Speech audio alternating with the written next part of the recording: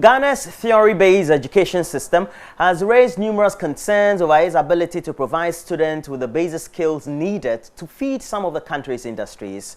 Some critics of Ghana's educational system say it lacks the practical aspect required to facilitate Ghana's industrialization drive. Well, educationist Anis Hafa has added his voice to the call, describing the theory-based system as the worst thing that could happen to students on the continent. As Ghana 1060, we bring you excerpts of this documentary called Ghana's Progress Report, put together by Joy News' Maxwell Agbagba.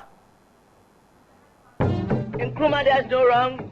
In Nkrumah, there's no wrong. Forever live, forever Nkrumah never die. Ghana's education system has a checkered history. Dr. Kwame Nkrumah established the Ghana Education Trust, which was tasked to open more secondary schools and teacher trainee colleges. Nkrumah's commitment towards the development of some Ghanaian universities is unparalleled. 60 years on, what is the state of the education system Dr. Kwame Nkrumah left behind? Anis Hafa is an educationist.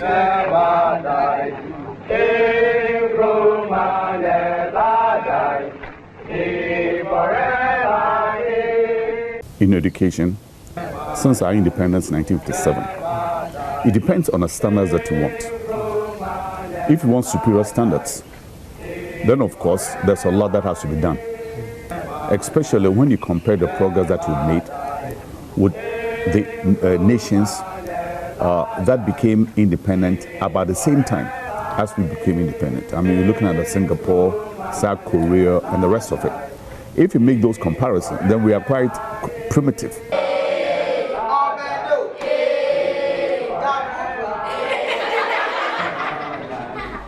The author of numerous articles on Ghana's education system says the worst thing that could happen to anybody is theory-based education.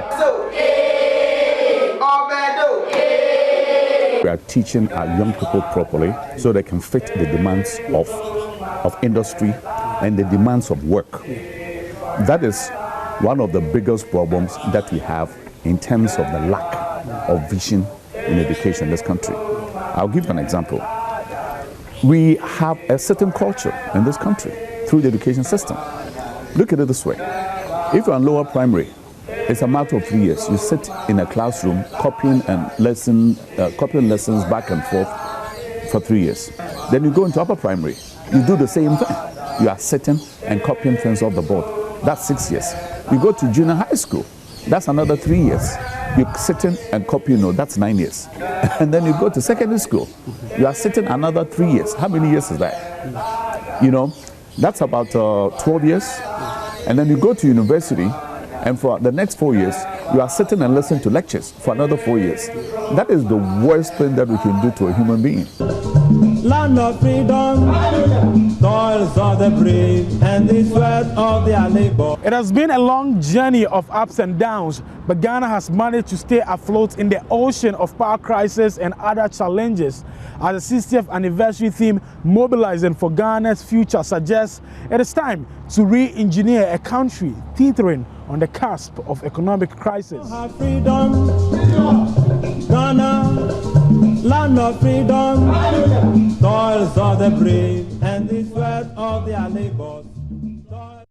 And Maxwell Agbagba put together that documentary. The full one will air today on this channel and also on the rest of the channels on the multi-TV bouquet, but also Joy FM. That's a super morning show this morning. So please stick and stay, take a listen or watch and give us your views on our social media platforms. Well, if you plan to be around Accra Central today, you might just want to pay extra attention to this. The Ghana Police Service, they've already announced that the closure of major roads will be taking place today, Monday, March 6, 2017, due to the 60th Independence Day anniversary parade at the Black Star Square.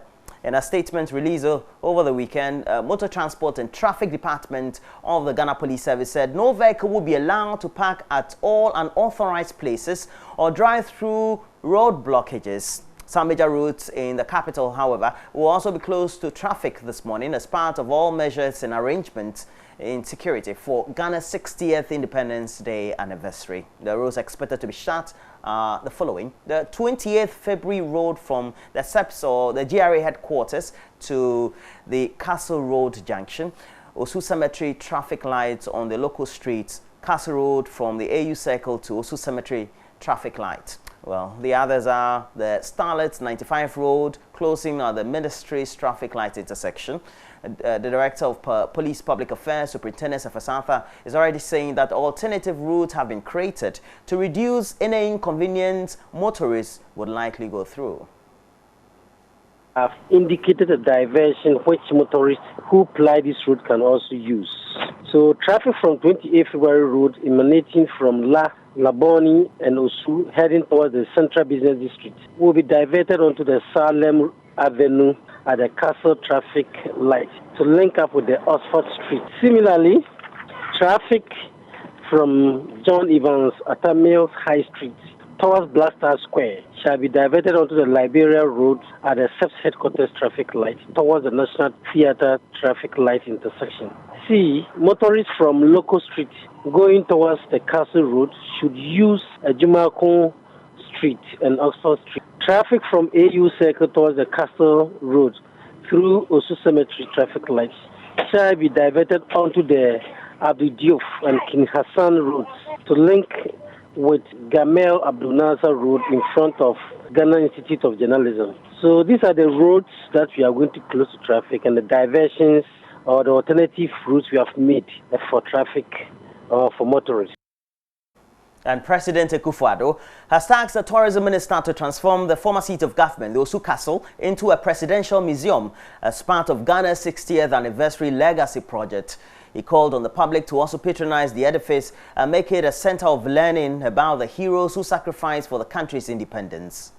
I treat the general public to come and see the interesting exhibits on display and learn about our history.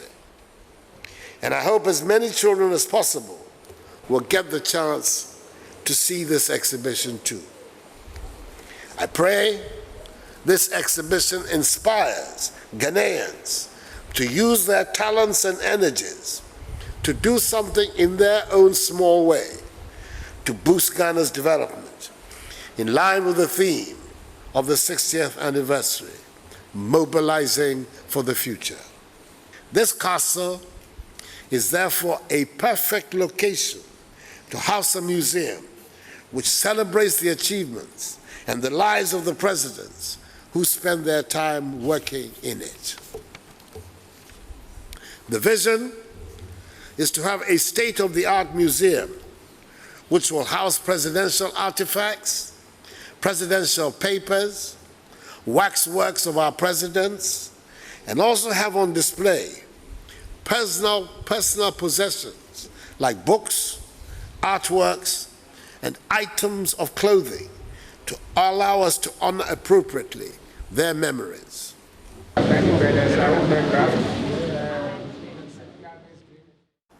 Well, on the sidelines about news feeds on independence anniversary celebrations are other issues. And we know that there's been an unpassed or a scandal involving the Mawako chain of fast food restaurants here in Accra. And the police have already cordoned off or secured the Abelempi branch of Mawako Fast Foods following a confrontation between some Ghanaians or some residents and the Lebanese owners. And this took place over the weekend. Reports say 3 Ghanaian men attempted to physically assault one of the Lebanese men at the premises. The report also said the group tried to vandalize property belonging to the owners of the eatery. Well, you have to stay with us as we bring you the latest on this incident or the attack, because we'll be discussing that greatly on the show today.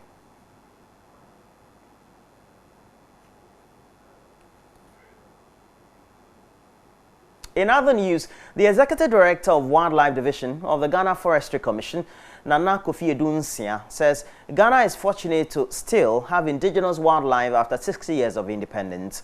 According to Mr. Edunsia, the lack of effective conservation has resulted in widespread loss of local species, and the country currently must act to preserve what is left. Wildlife tells you as much about a place as food, clothing, or language.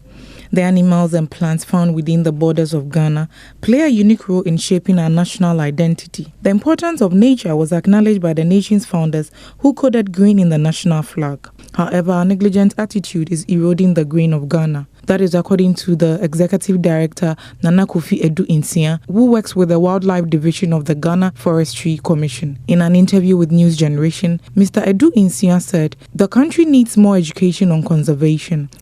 Within the protected areas of Ghana, we still have animals, and we have animals like elephants, lions, buffaloes, and some of the key species that are almost endangered still in those protected areas.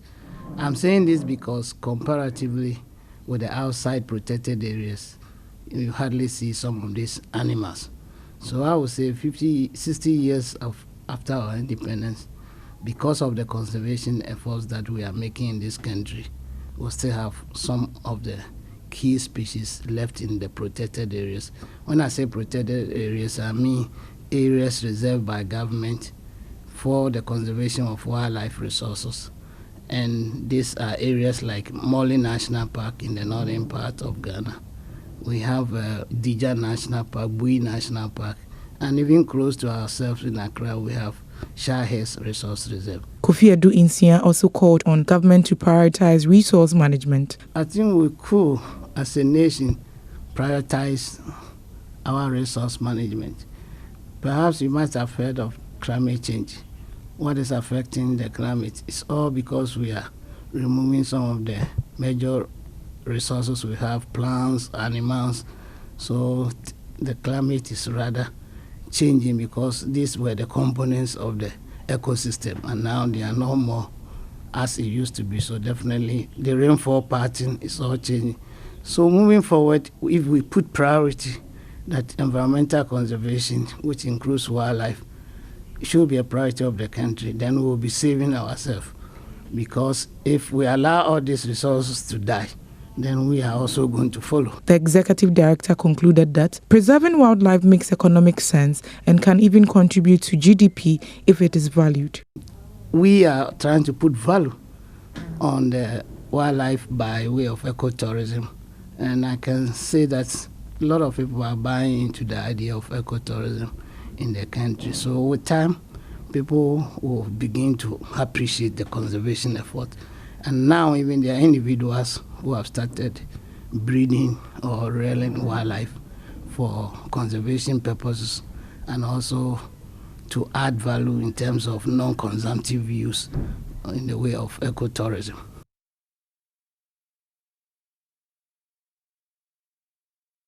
Well, that's it for the news, but we have a lot more news as we review a few newspapers we have in the studio, and we'll look at online portals, Major Online, City FM, and go to the Africa page of the BBC.